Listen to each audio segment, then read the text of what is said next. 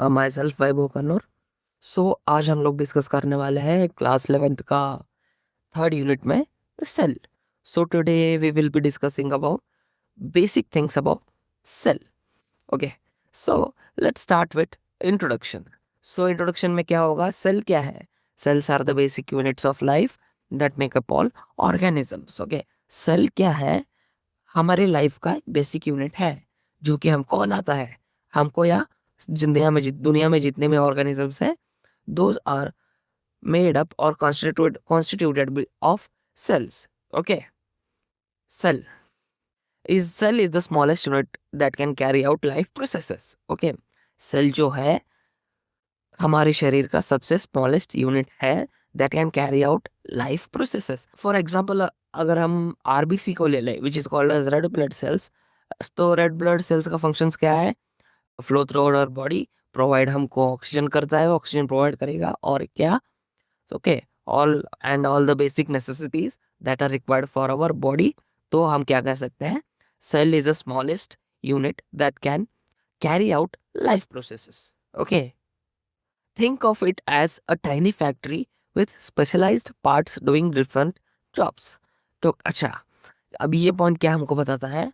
हमें सेल को ऐसे सोचना है कि सेल एक छोटी सी फैक्ट्री है जो कि स्पेशलाइज्ड है अलग अलग जॉब करने के लिए। अभी एक एग्जांपल की तरह अगर ले ले, हम एक इंसान है और वो स्पेशलाइज्ड है अलग अलग जॉब करने के लिए। एक इंसान को अगर हम 10 तरह के अलग अलग काम करने के लिए देंगे तो वो इंसान करेगा। सेल भी वैसा ही एक इंसान है जो स्पेशलाइज्ड है अलग अलग जॉब्स करने के लिए, अलग अलग लाइफ प्रोसेसेस करने के लिए। Okay, next, structure supports function, so each part helps the cell survive and work. अभी ये पॉइंट सेल स्ट्रक्चर के ऊपर है, तो फिर भी मैं बता देता हूँ। सेल जो है, सेल का स्ट्रक्चर जो है वो उसके फंक्शन को सपोर्ट करता है। अभी फॉर इस पॉइंट को अगर समझना है तो अभी सेल का जो स्ट्रक्चर होता है और सेल का जो फंक्शन होता है वो सेल के स्ट्रक्चर पर ही डिपेंड करता है। अगर सेल का स्ट्रक्चर ये है तो सेल का फंक्शन भी वैसा ही होगा। So each part helps the cell survive and work. अगर एक इंसान एग्जांपल ले ले, अगर एक 50 किलो का इंसान है, अगर उसको हम 100 किलो का या 150 किलो का वजन उठाने के लिए बोलेंगे तो ही ऑब्वियसली स्ट्रगल और that may be impossible for him to do. So 50 kilo को इंसान को ज्यादा से ज्यादा हम 60-70 किलो तक का वजन उठाने दे सकते हैं, भाई वो भी मुश्किल से उठाएगा। सो फंक्शन जो है वो स्ट्रक्चर पे डिपेंड करता है। ओके, नेक्स्ट, अब हम चलेंगे साइज, स्केल एंड यूनिट्स पे। तो सेल का साइज क्या हो सकता है? Cells range from tiny bacteria that is 1 micrometer large to plant cells. Okay, bacteria जो क्या होता है, 1 माइक्रोमीटर तक के बैक्टीरिया होते हैं। और सेल्स का साइज क्या हो सकता है? मैक्सिमम प्लांट सेल जो कि 100 माइक्रोमीटर तक भी सेल्स हो सकते हैं। Okay, next, use micrometers. Okay, so ये जो म्यू और यम का है ना, जो मॉडिफाई कर रहा है, वो सेल का यूनिट स्केल है जिससे हम सेल को मेजर करते हैं। अभी ये क्या बता रहा है point? Use micrometers when measuring cells and nanometers for ultra structure. अभी अल्ट्रा स्ट्रक्चर ऑफ सेल्स आगे आएगा, तो we will discuss it about later. Okay, next point, अभी यहाँ पे ये दिया है, देखो, अब millimeter is equal to, 1 millimeter क्या है? 1000 माइक्रोमीटर के बराबर है। ओके, सो सेल का साइज क्या हो सकता है? सेल का साइज क्या है? 1 मिलीमीटर, 1 माइक्रोमीटर है, तो 1 मिलीमीटर ही इतना छोटा होता है, that is equal to 1000 micrometer. So cell का साइज एक टाइनी बैक्टीरिया जितना होता है, और वो साइज क्या है? 1 माइक्रोमीटर। और इनका साइज कहाँ तक जाता है? प्लांट सेल तक, जिनका साइज हो सकता है 100 micrometer. Next, so let's go on to cell components. Cell के क्या क्या पार्ट्स है और the components which are present in the cells. Okay, let's take a look. First जो है that is called as cell membrane and wall. Cell membrane and wall. Okay, first point, the cell membrane controls what enters and leaves it's flexible lipid bilayer. Okay, जो cell membrane क्या करता है? Control करता है कि क्या अंदर आना चाहिए और क्या बाहर जाना चाहिए। So this is completely depended on the cell membrane, जो अंदर आएगा और जो बाहर जाएगा। ओके, तो सेल का आउटर मेम्ब्रेन क्या है, किससे बना हुआ है, तो it is a flexible lipid bilayer. Okay, now next one, plant cells add a rigid cell wall for support and shape. Okay, plant cells जो है they have an extra layer of protection that is called as cell wall, जो कि for support and shape के लिए होता है। Okay, and that is rigid. Okay, have you ever heard about plant cells? Okay, plant sales में उनके अंदर एक ये होता है, क्या बोल सकते हैं हम उसको, एक तरह का मटेरियल होता है that is completely only can be dissolved or digested by kettles और जो भी प्लांट वेजिटेरियन, मतलब ये प्लांट्स वगैरह खाने वाले हैं ना, घास फूस खाने वाले जानवर, so those animals can basically digest that material. Okay, so we humans can not digest that material. Okay, next, अभी यहाँ पे देखो, membrane is equal to gate keeper, wall is equal to protective frame. तो यहाँ पे membrane क्या करता है, गेट कीपर है। ओके, और वॉल क्या करता है, प्रोटेक्शन देता है। मेम्ब्रेन गेट कीपर क्या करता है, मेम्ब्रेन का बेसिक फंक्शन क्या है, जो अंदर आएगा और जो बाहर जाएगा, that is completely depended on membrane, मतलब जिसको अंदर लेना है और जिसको बाहर छोड़ना है, that depends on the membrane. और वॉल क्या करता है, wall is completely for protection and shape of the cell. अभी next, okay, nucleus and organelles. Nucleus and organelles. Okay, the nucleus stores DNA and controls the cells. So as I told you, nucleus क्या करता है, DNA और genetic material store करता है और cell को पूरी तरह से कंट्रोल करता है। It also includes all the functions of cells. और all the functions of cells कैसे कंट्रोल करता है, ये आगे देखेंगे। Okay, organelles include mitochondria, energy देता है सेल को। Okay, mitochondria is also called as power house of the cell. Okay, chloroplast which helps in the photosynthesis, photosynthesis एक प्रोसेस है जिससे प्लांट्स खाना बनाते हैं। Next is ER which is endoplasmic reticulum, and Golgi और Golgi, जो बोलना है बोलो। तो it is also called as Golgi apparatus. It is protein और lipid processing.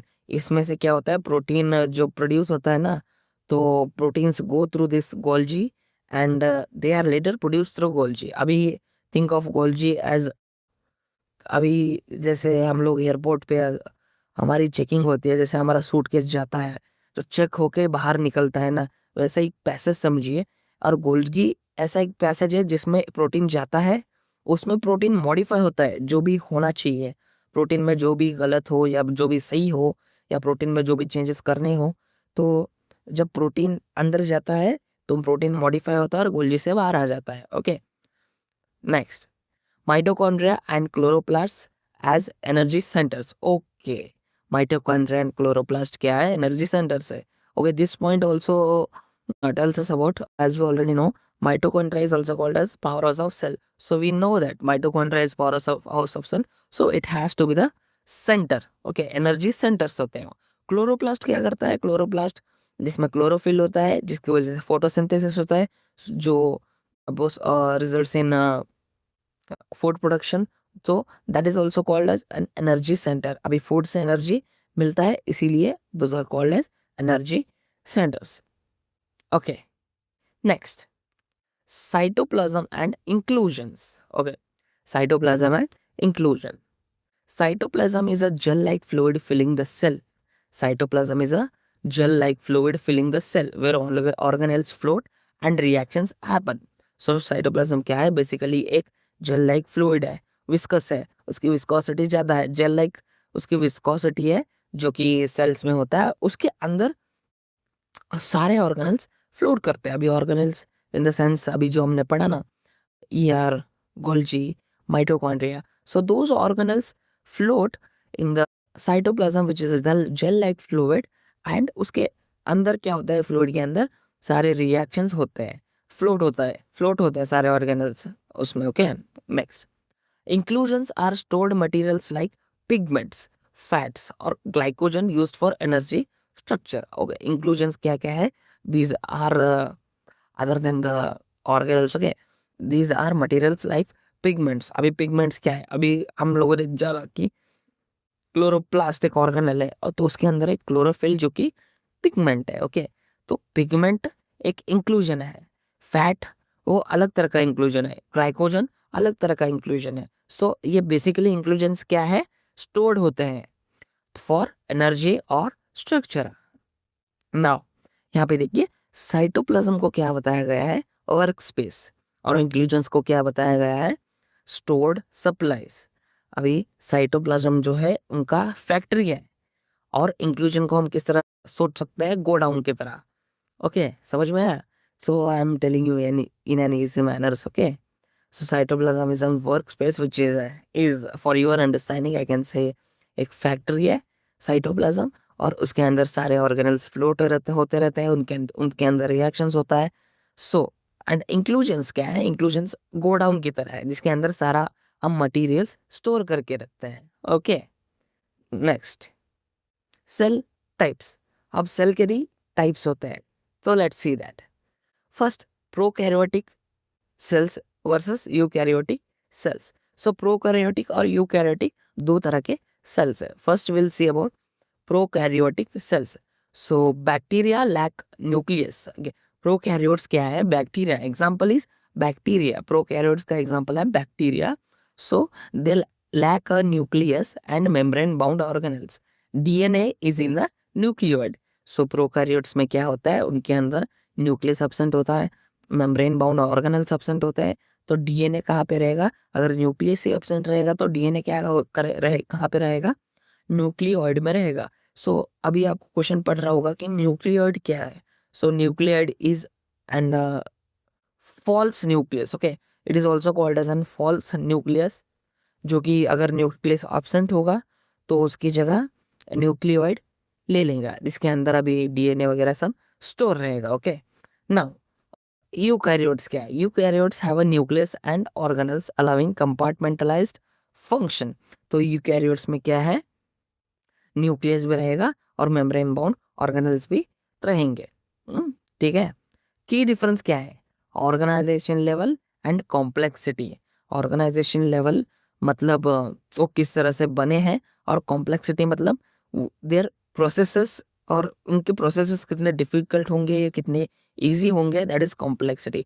So basically organisation and complexity जो है वो that will be very easy in eukaryotes, sorry, that will be very easy in prokaryotes, as they don't have any membrane bound organelles or any nucleus. Okay, whether, and in case of eukaryotes the complexity will be very um, hard, जो कि that will be very complex because complex organelles होते हैं, उनमें membrane bound organelles होता है, nucleus होता है, तो 100 तरह के प्रोसेसेस होंगे. सो एक सेल में इतना सारा प्रोसेस होने के लिए तो that will be very complex. Okay, now next यहाँ पे देखिए डिफरेंस है. ये this is a diagram of prokaryotic cell and this is an diagram of eukaryotic cell.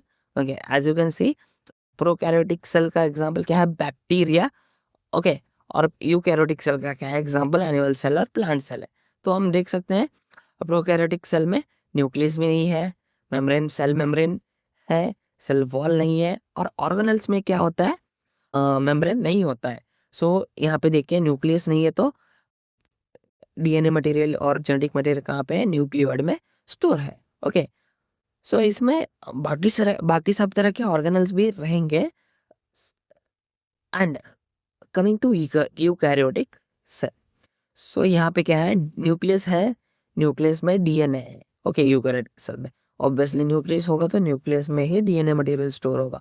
आप लोगों को क्वेश्चन आ रहा होगा, अगर न्यूक्लियस भी है, न्यूक्लियोइड भी है, तो डीएनए मटेरियल किस में स्टोर होगा, तो ऑब्वियसली न्यूक्लियस जो है दैट इज ट्रू, वो completely that is the main organelle. Okay, so nucleoid को हम एक्चुअली false nucleus भी बोलते हैं. So when original is present, then what does false thing have?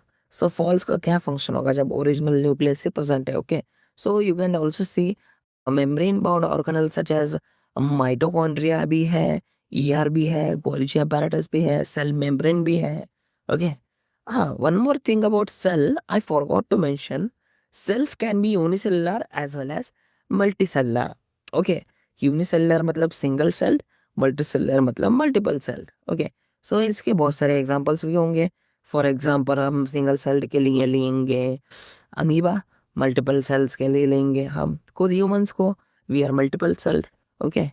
Now moving on to the next point, plant versus animal cells. Okay, so we will be discussing here about the difference between plant cells as well as animal cells. Okay, first, plant cells.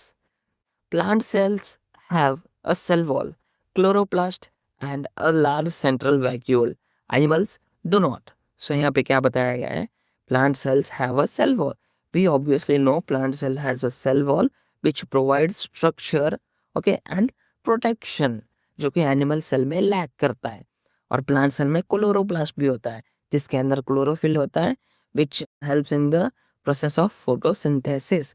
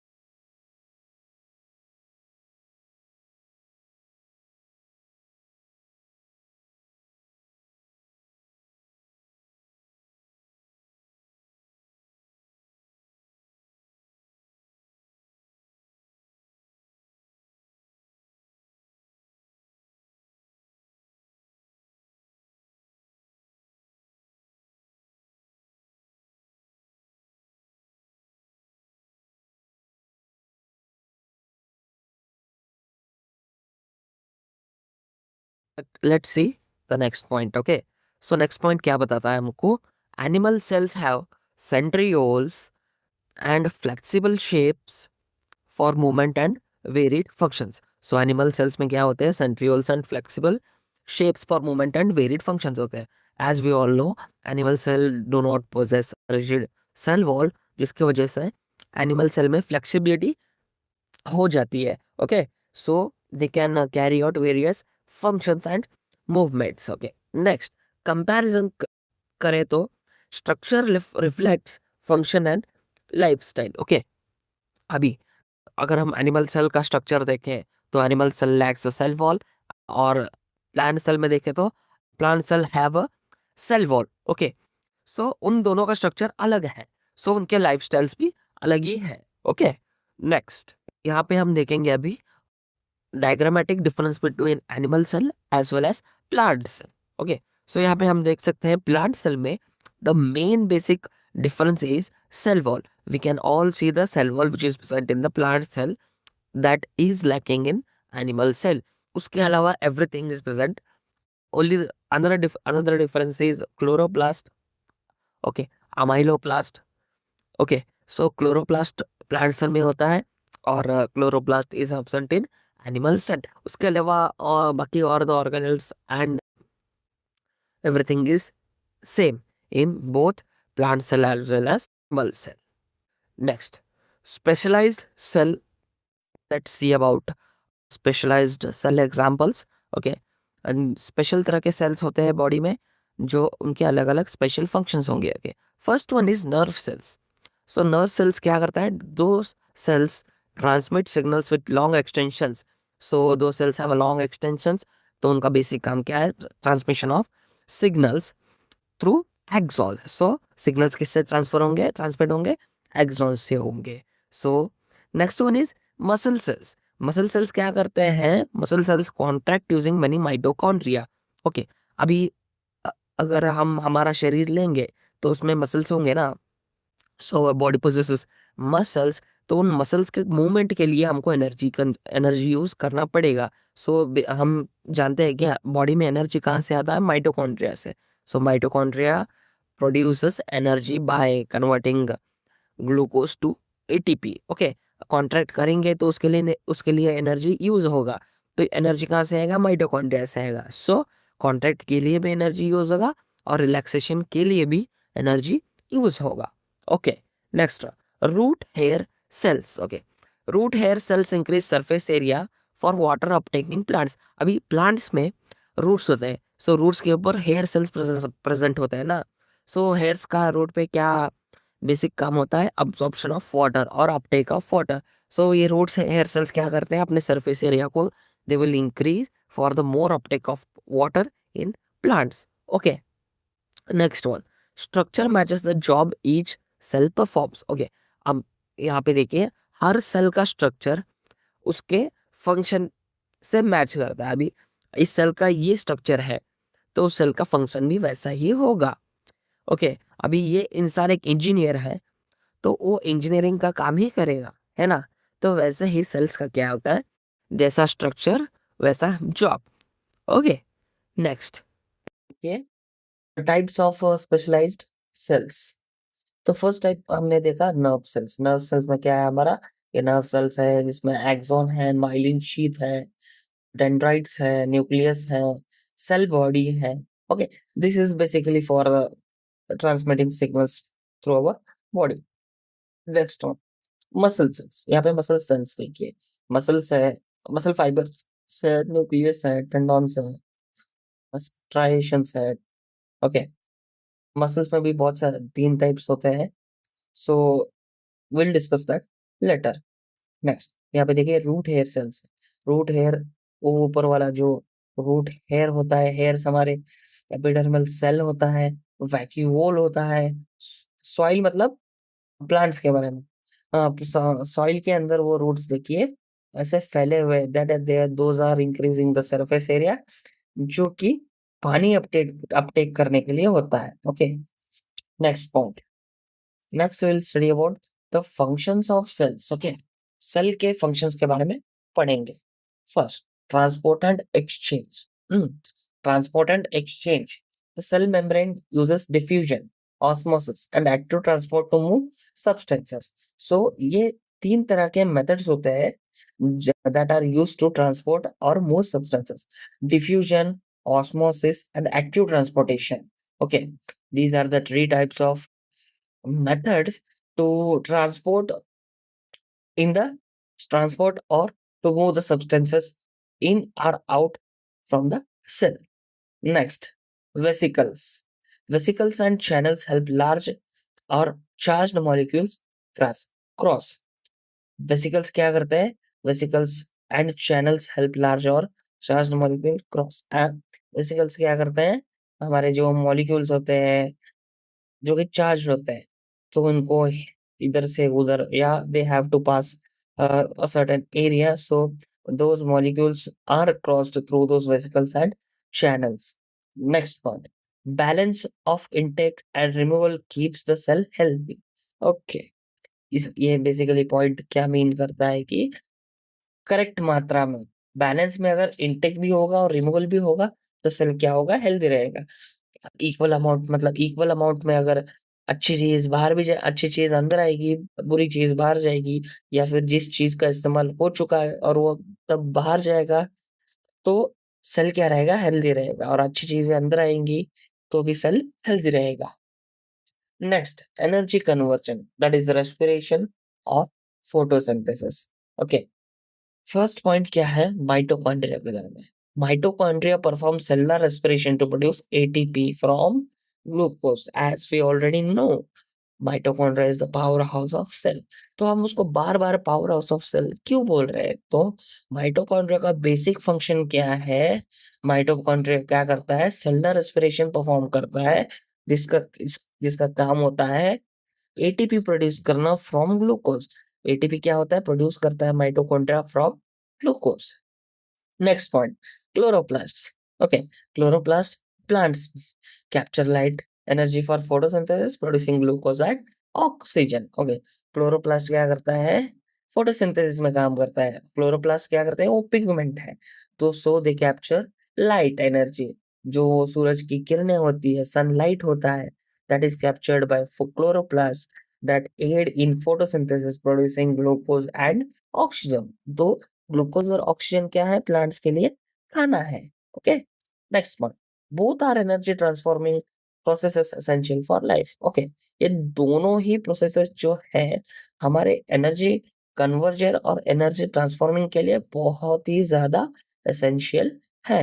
Okay, next, growth, division, and cell reproduction. Okay, cells grow by making more organelles and biomolecules, then divide by mitosis or meiosis. Okay, somatic or gametes. Cells grow by making more organelles and biomolecules. Cells grow कैसे करते हैं? वो they will grow more organelles. Organelles in the sense all those mitochondria, ER, RER, SER, Golgi, nucleus. So they grow or they multiply or they divide it. Okay, तो ये multiply करते हैं जिससे वो और ज्यादा ग्रो कर सके। तो वो मल्टीप्लाई किस और वो ग्रो किस मेथड से करते हैं? मतलब those methods are called as mitosis और meiosis. Okay, next, cell cycle regulation ensures proper DNA replication and division. Cell cycle क्या करता है? सेल साइकिल में बहुत सारे फेजेस होते हैं, so we will discuss that cell cycle properly. Okay, बाद में हम will discuss it properly. So ये सेल साइकिल क्या करता है? वो इंश्योर करता है कि डीएनए का रेप्लिकेशन और डिवीजन जो है वो प्रॉपरली हो रहा है कि नहीं। So that and cell cycle ensures the proper DNA replication and division. Next, errors can cause malfunction or disease. Okay, ये बहुत ज़्यादा इंपॉर्टेंट पॉइंट है। ओके, अभी सेल का जब ग्रोथ हो रहा है या डिवीजन हो रहा है या रिप्रोडक्शन हो रहा है सेल्स का, ओके, सो अगर उसमें एक भी चीज़ गलत हुई या माल फंक्शन हुआ, so that will cause an abnormality in an cell. और वो बेसिकली अगर सेल में कोई abnormality होगी तो that will result in and disease. Okay, in the diagrammatic representation of growth, division, and reproduction of cell. So the first one is growth, or we can see here a cell increases in size and makes more components. यहाँ पे देख सकते हैं एक छोटा cell है, young cell है, और वो that is increasing in its size and then it will be an grown cell. उसके साइज इंक्रीज हो गया है और वो ग्रोन सेल हो चुका है। तो एक ग्रोथ कैसे होती है? सो बाय मल्टीप्लाइंग और increasing the numbers of organelles in the cell. Okay, so this is all about growth. So second one is division. Division में क्या है? The cell divides to form two daughter cells. अभी जो parent cell है that will divide into और that will produce two cells. those two cells are daughter cells that are not fully developed. Okay, so वो जो to sales produce करता है या divide करता है, दो cells will grow and later form into daughter cells, so that is division. Okay, एक parent cell है, उससे दो सेल निकलेंगे जो कि अभी पूरी तरह से डेवलप नहीं हुए होंगे। So those two cells will develop later completely and then become daughter cells. Okay, next one. The third one is reproduction. Okay, reproduction में क्या है? New cells or organisms are produced for growth and continuation of life. New cells or organisms are produced for growth and continuation of life. यहाँ पे हमने new sales भी produce होते हैं और डिवाइड भी होते हैं। न्यू सेल्स ग्रोथ से ये होते हैं, डिवीजन से भी न्यू